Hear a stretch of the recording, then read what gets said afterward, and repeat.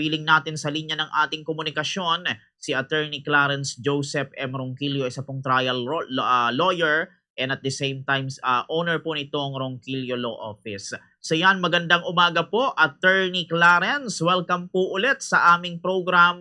Bati muna kayo Attorney sa atin pong mga listeners and viewers, Attorney Clarence. Good morning po sa lahat po na nakikinig po sa Bombo Radio Naga. Thank you po ulit sa invitation po at sa pagkakataon po. Okay. Eto, attorney, pag-usapan po natin kasi yun nga po na nabalitaan natin na itong si Representative Libiste abay may patutsada or parang nag-akusa dito po sa mga kongresista na kayo sangkot kayo sa vote buying. Dito, attorney, pag-usapan muna natin, syempre bilang isang abogado, sa legal definition. Ano ba, attorney, yung vote buying? Kasama ba dyan, attorney, yung mga pamerienda or pampamasahe lang, Attorney Clarence?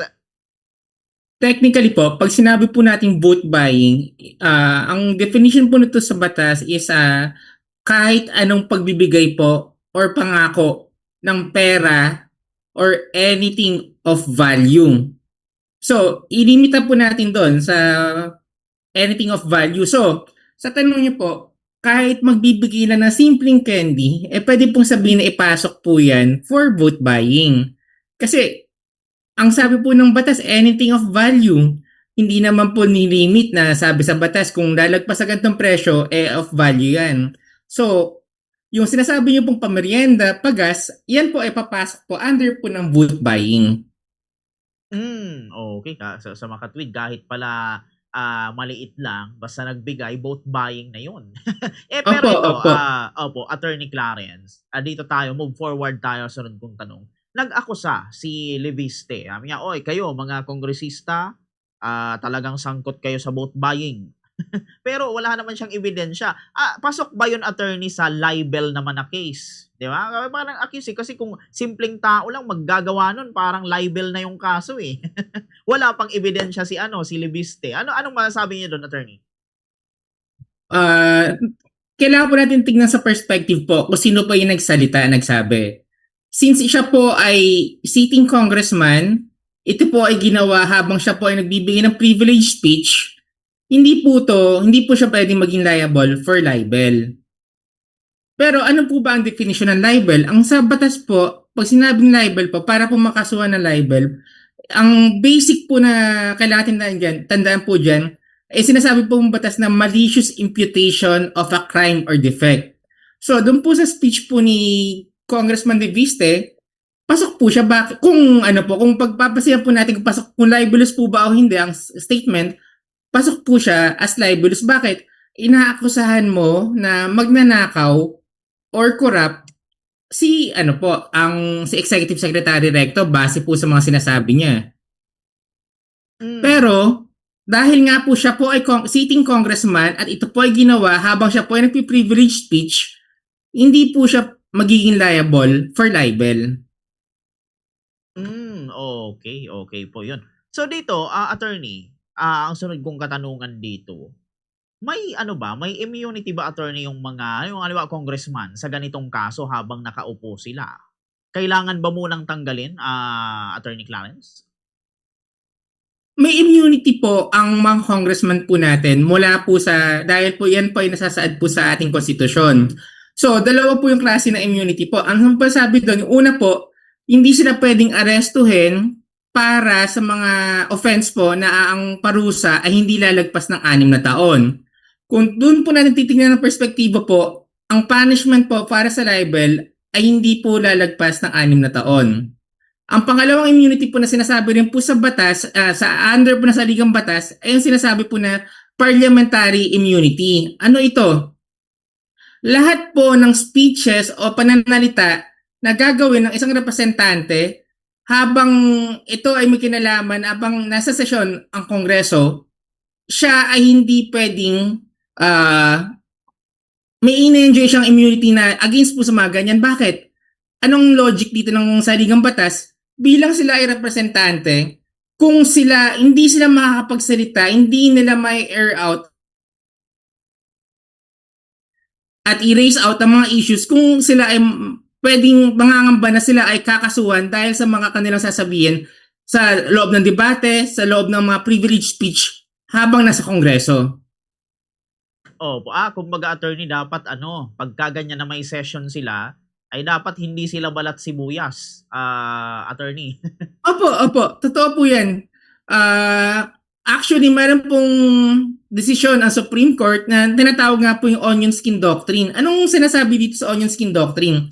Ang sabi dito, ang mga public officials ay hindi ka dapat balat sibuyas na pag konting banat sa'yo, magrereklamo ka na libel siya.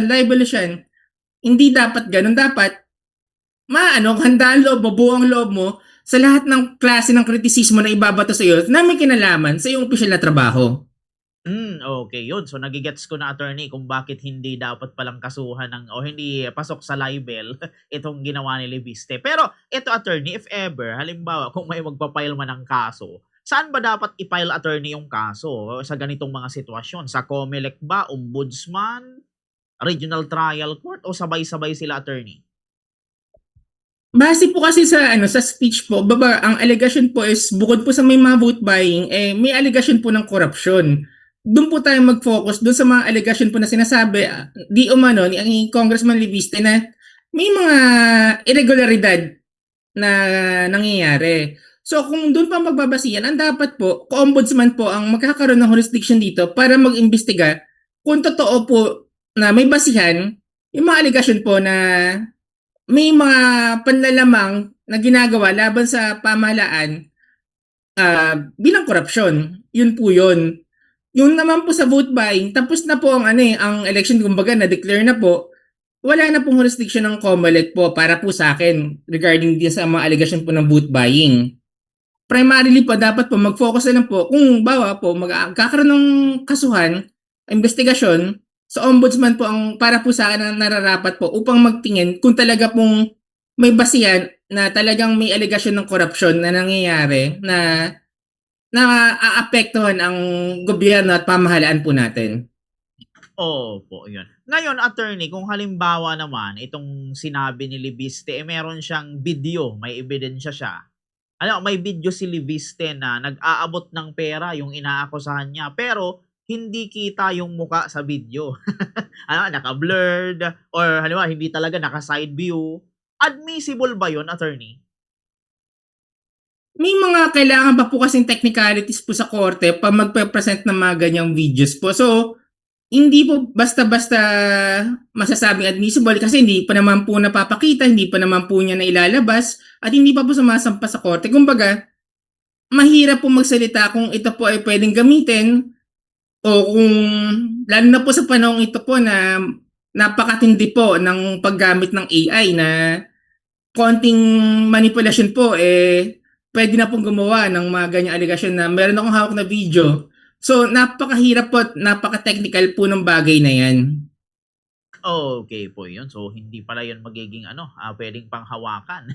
May may mga kailangan pang isaalang-alang. Pero dito, attorney, Opo. paano kung sabihin, attorney, iba, pwede ba, attorney, gamitin yung state witness, yung congressman na umamin para idiin yung iba, attorney? Sa aspeto naman po kasi ng pagkakaroon ng witness, isa po sa aspeto na tinitingnan po, dapat po sa nangyaring krimen, yung pong magiging witness, dapat po siya ang pinaka-least guilty sa kanila. So, yun po yung isang factor doon. Plus the fact po na nagkakaroon lang po ng ganyang mga state witnesses po, bawa, mga bagay po na least guilty ka. So, kung pagbabasihan po, kasi technically parang sinabi niya, umamin din po siya na parang guilty siya dahil in general lang sinabi niya. At parte po siya ng miyembro po siya ng Kongreso. So parang yung buong institusyon ang tinutukoy niya na parte siya, maaari pong masabi rin na parang technically umamin ka rin na ginagawa mo.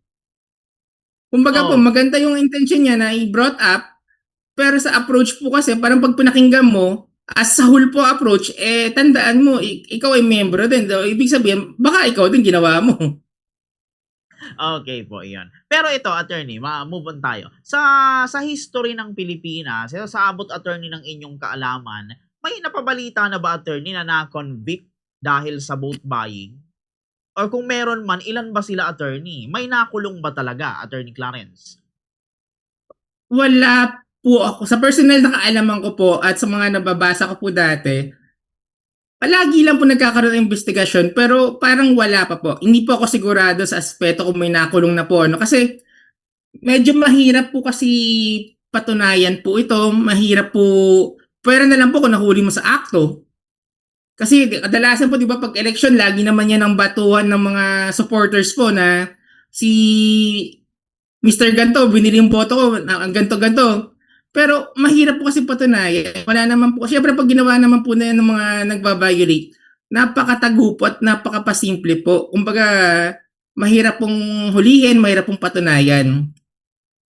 Okay po, yun. Ito pa, attorney. Doon tayo, attorney, mag-ano sa ano pa ni Leviste. Sabi niya kasi lahat sila.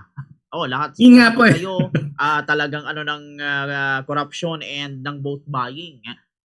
So ang ibig sabihin nito, attorney, walang quorum sa Congress. Paano tatakbo yung gobyerno, Attorney Clarence? Ang allegation po kasi niya is kung magbabasehan po kasi sa batas po kasi para po ba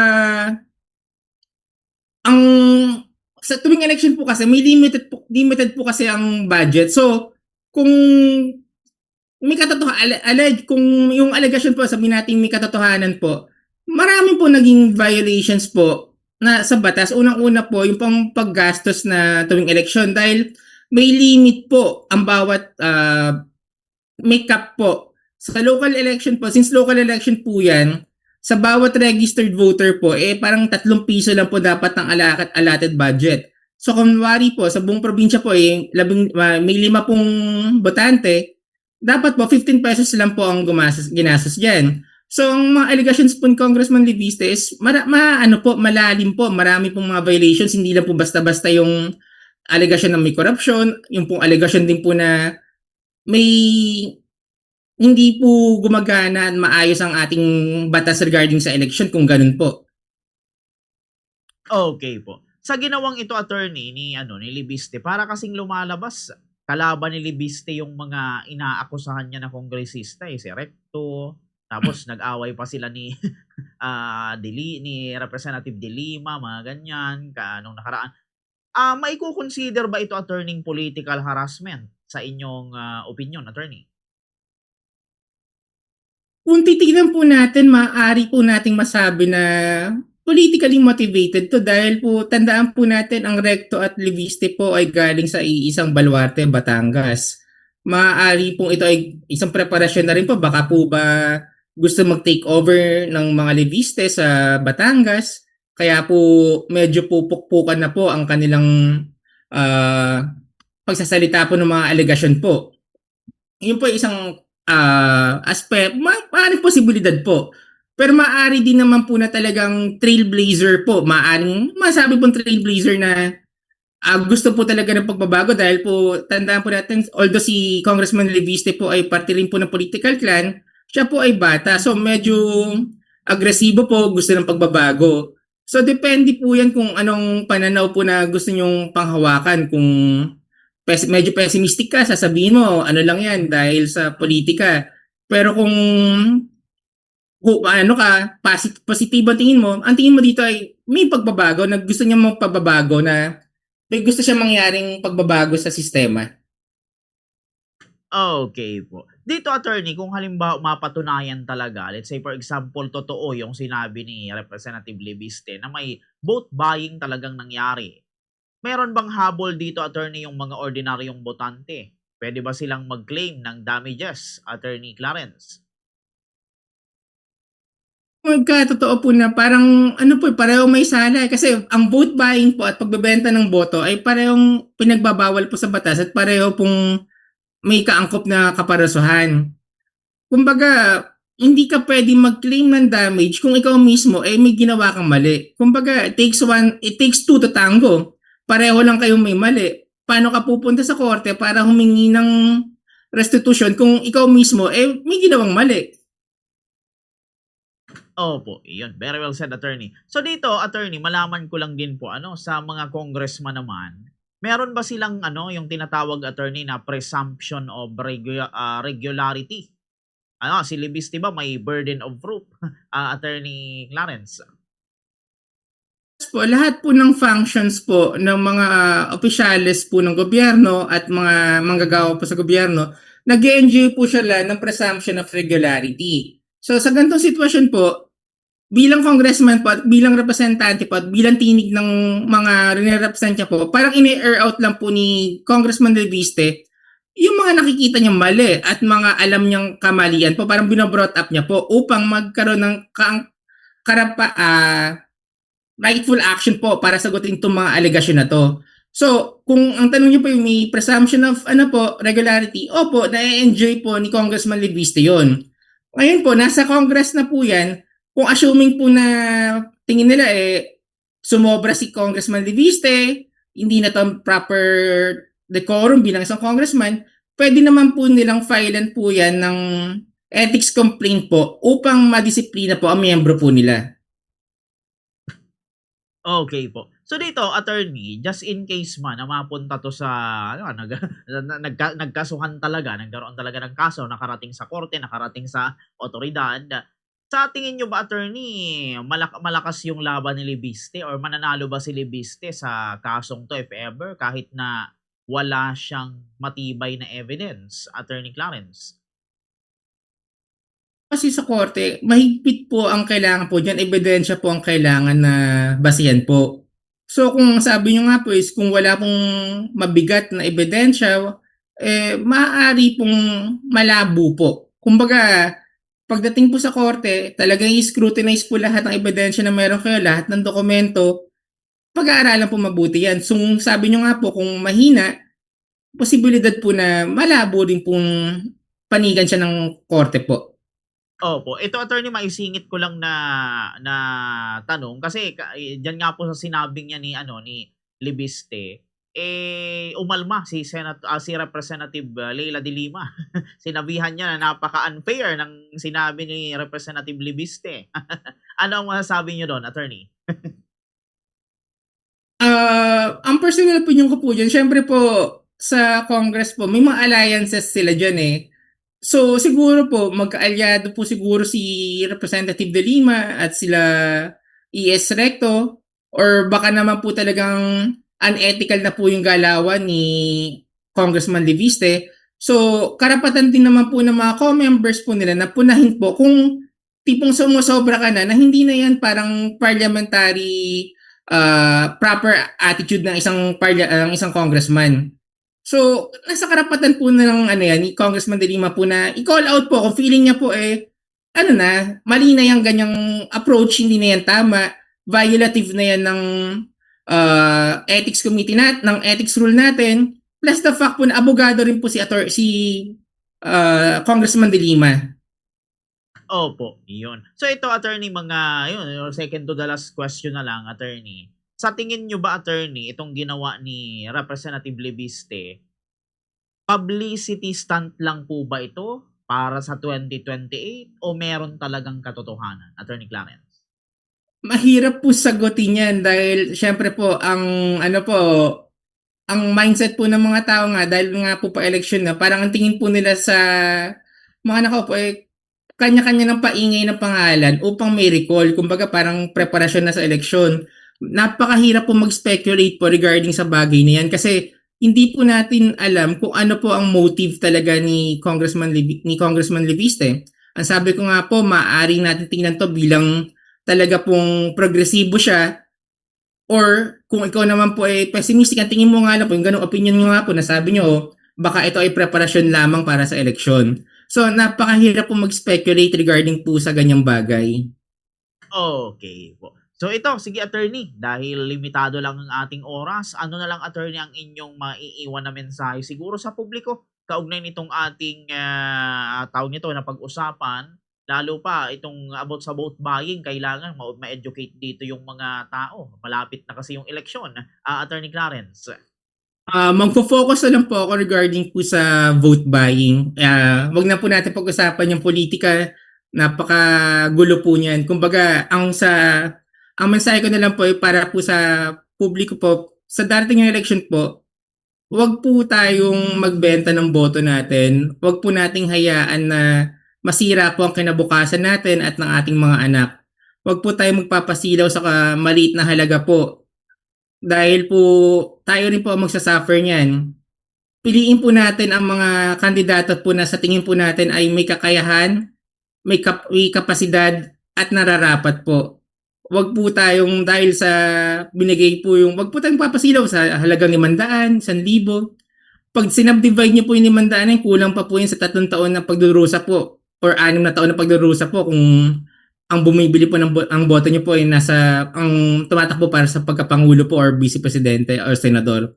Kumbaga po, yung po dignidad po natin ay wag po nating ibenta.